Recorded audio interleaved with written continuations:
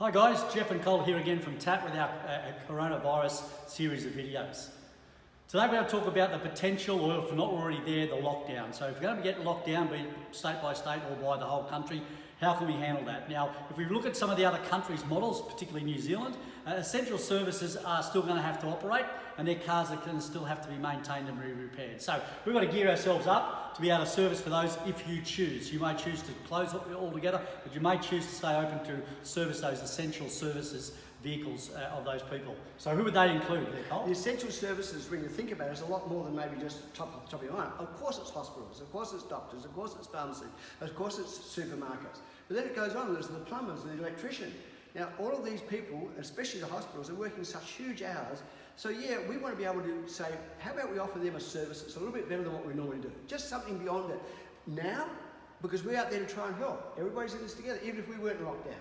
Yep. So what could we do? And so how would we go about going to these people? What would we offer them?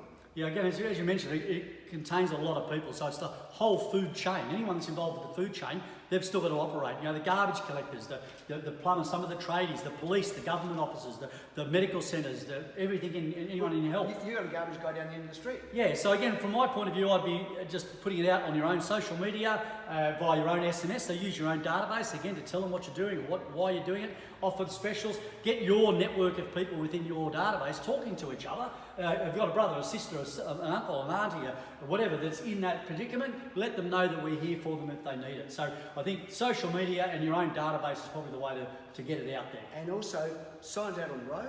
Yep, signage. Again, my street here, I've got a shopping centre directly down the road, a medical centre and a garbage depot where the garbage trucks go. So there's three big businesses that are still going to be operating right through this whole shutdown or even pre-shutdown. So they're the sort of people I'd be looking at targeting. So think outside your square, where you are, who's going to be open, who's not going to be open, and who might be able to use your services. And the message is all about us trying to help them and work with them. So the message on the board out the front, we're working with all your essential services people. We're here to try and keep you on the road, keep you happy, make life easy for you. It's that sort of approach. Right.